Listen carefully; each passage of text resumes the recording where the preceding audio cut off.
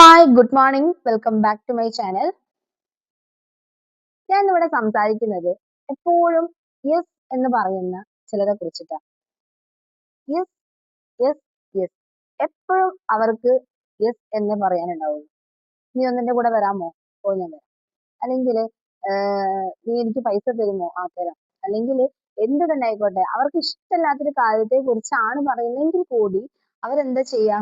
Yes, ഞാൻ okay ആണ് എന്നേ അവർ സംസാരിക്കുള്ളൂ. അങ്ങനെ ചിലര് നമുക്ക് ചുറ്റുമുണ്ട് ല്ലേ? അതെന്തുകൊണ്ടാണ് അവരെപ്പോഴും യെസ് എന്ന് മൂളുന്നതെന്ന് നമ്മൾ എപ്പോഴെങ്കിലും ചിന്തിച്ചിട്ടുണ്ടോ? പക്ഷേ ഈ യെസ് എന്ന് പറയുന്നവര് ചിന്തിച്ചിട്ടുണ്ടോ? ഈ യെസ് എന്ന ഈ ഒരു വാക്ക് കൊണ്ട് നമ്മുടെ ലൈഫിൽ ഒരുപാട് നഷ്ടങ്ങൾ നമുക്ക് സംഭവിച്ചു പോകുന്നുണ്ട്. നമ്മുടെ സമാധാനം, നമ്മുടെ സമയം ഇതെല്ലാം നഷ്ടപ്പെടുന്നുണ്ട്. ഒരു എക്സാമ്പിൾ പറഞ്ഞുതരാം.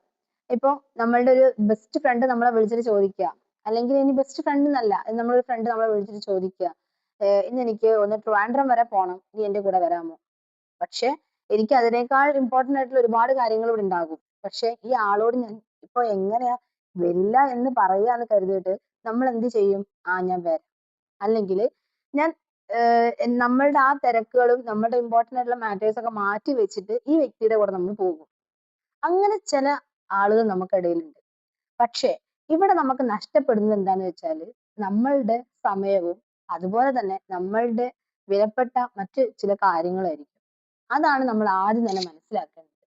പക്ഷേ ഇത് മനസ്സിലാക്കാതെ പോകുന്ന ഒരുപാട് പേരുണ്ട്. എന്ത് ചോദിച്ചാലും അല്ലെങ്കിൽ എന്ത് പറഞ്ഞാലും എപ്പോ വിളിച്ചാലും ഞാൻ ഫ്രീ ആണ്, അല്ലെങ്കിൽ ഞാൻ ഓക്കെ ആണ്, അല്ലെങ്കിൽ ഞാൻ വരാം എന്നല്ലാതെ നമ്മൾ ഒരിക്കൽ പോലും നോ എന്ന് പറയില്ല. അതെന്തുകൊണ്ടാന്ന് വെച്ചാല് ഈ യെസ് എന്ന് പറയുന്ന വ്യക്തി ചിന്തിക്കുന്നത് എപ്പോഴും എനിക്ക് ഇവരിൽ നിന്നൊരു അറ്റൻഷൻ കിട്ടണം, അല്ലെങ്കിൽ ഇവരിൽ നിന്ന് എനിക്ക് എന്ത് കിട്ടണം? ഒരു റെസ്പെക്ട് അല്ലെങ്കിൽ ഒരു സ്നേഹം കിട്ടണം. ഞാൻ നോ എന്ന് പറഞ്ഞ കാരണം കൊണ്ട് അവർക്ക് എന്നോട് ഒരു സ്നേഹക്കുറവോ അല്ലെങ്കിൽ അവർക്ക് എന്നോടുള്ള ആ ഒരു അട്രാക്ഷൻ അല്ലെങ്കിൽ ആ ഒരു അടുപ്പം കുറയരുതെന്ന് കരുതിയിട്ടാണ് എന്ത് ചെയ്യുന്നത്? ഈ യെസ് എന്ന് എപ്പോഴും പറയുന്ന വ്യക്തി യെസ് എന്ന് തന്നെ പറഞ്ഞുകൊണ്ടിരിക്കുന്നത്. പക്ഷെ ഈ ചോദിക്കുന്നവരാണെങ്കിലോ എന്നും ചോദിച്ചുകൊണ്ടേയിരിക്കുന്ന് നമ്മൾ മനസ്സിലാക്കുന്നില്ല. ഈ ചോദിക്കുന്നവർക്ക് എപ്പോ വേണമെങ്കിലും ചോദിക്കും. എത്ര വേണമെങ്കിലും അവര് ചോദിക്കും, നമ്മളോട് പറയും, അല്ലെങ്കിൽ നീ വായോ, അല്ലെങ്കിൽ നീ എന്റെ കൂടെ വരില്ലേ എന്ന് ചോദിക്കുമ്പോൾ നമ്മൾ എന്ത് ചെയ്യും?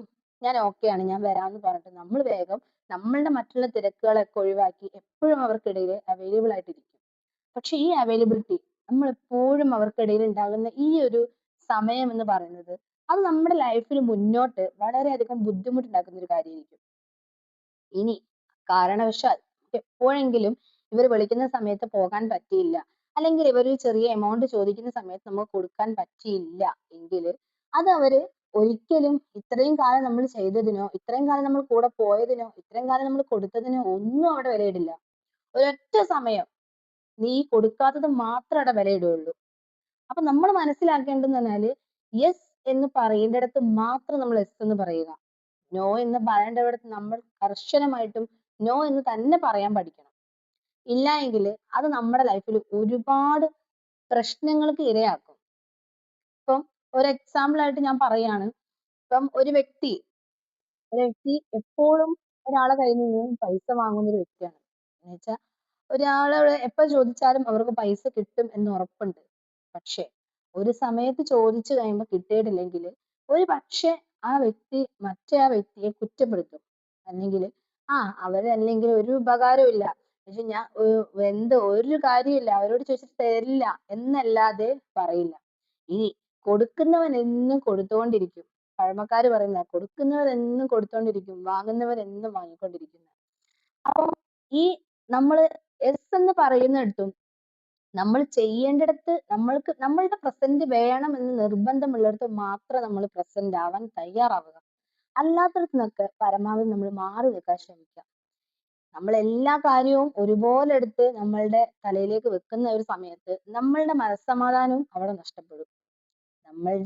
നമ്മൾ എന്ന് വെച്ച് എല്ലാത്തിൽ നിന്നും മാറി നിൽക്കണം, അല്ലെങ്കിൽ ഒന്നിലേക്കും ഇടപെടരുത്, അല്ലെങ്കിൽ ഒരാളെ സഹായിക്കരുത്, അങ്ങനെയൊന്നുമല്ല. പക്ഷെ നമ്മൾ ഇടപെടേണ്ട സാഹചര്യങ്ങളും സ്ഥലങ്ങളിലും നമ്മൾ അതിശക്തമായിട്ട് ഇടപെടണം.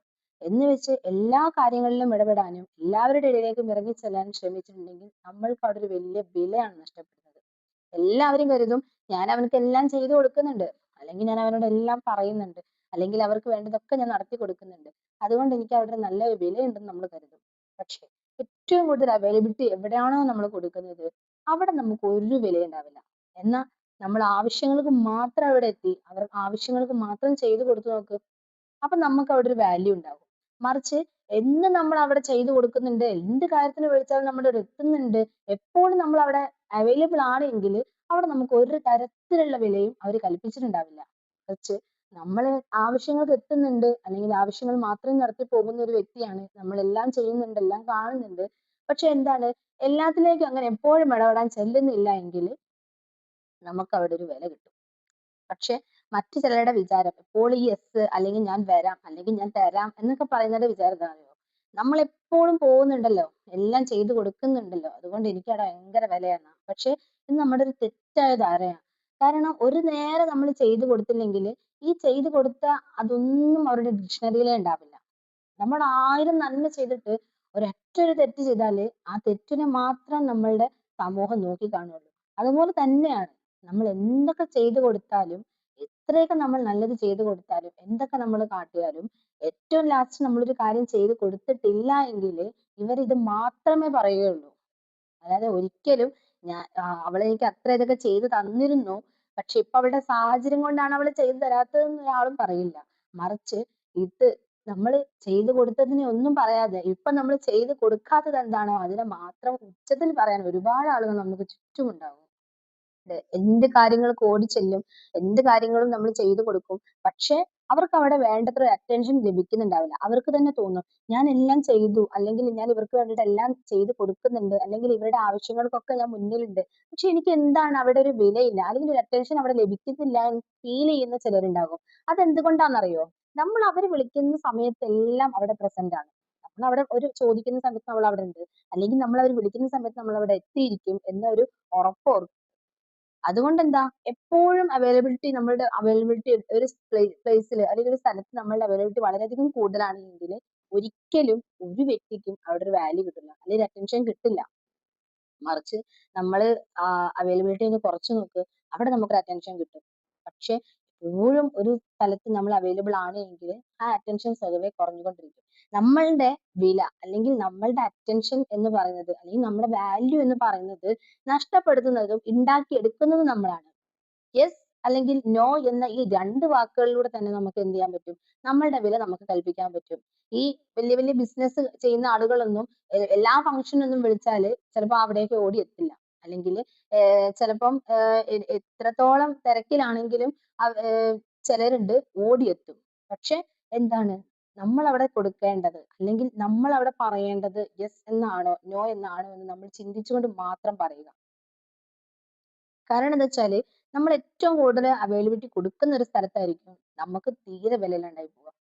നമ്മൾ എത്രത്തോളം അവൈലബിലിറ്റി കുറയ്ക്കുന്നോ അവിടെ നമുക്ക് എന്തുണ്ടാകും? ഒരു അറ്റൻഷനും ഒരു റെസ്പെക്റ്റ് ഒക്കെ നമുക്ക് ലഭിക്കും. ഇത് നിങ്ങളുടെ ലൈഫിൽ എവിടെയെങ്കിലും നിങ്ങൾക്കൊരു മാറ്റർ ആയിട്ട് അല്ലെങ്കിൽ നിങ്ങൾക്ക് എപ്പോഴെങ്കിലും ഇത് ഫീൽ ചെയ്തിട്ടുണ്ടെങ്കിൽ അത് തീർച്ചയായിട്ടും എന്റെ കമന്റ് ബോക്സ് വഴി നിങ്ങൾ അറിയിക്കണം. ഇങ്ങനെ എപ്പോഴെങ്കിലും അല്ലെങ്കിൽ നിങ്ങൾക്കിടയിൽ ഇങ്ങനെ ആരെങ്കിലും ഒരാൾ ഉണ്ട് എങ്കിൽ അത് ആരാണെന്നെങ്കിലും നിങ്ങൾ എന്റെ കമന്റ് ബോക്സ് വഴി അറിയിക്കണം. ഇതുപോലുള്ള വീഡിയോസിന് എന്റെ ചാനൽ ഒന്ന് സബ്സ്ക്രൈബ് ചെയ്യാൻ ശ്രമിക്കുക. അതുപോലെ തന്നെ മുന്നോട്ട് എന്നെ സപ്പോർട്ട് ചെയ്ത് പോവുക. Thank you.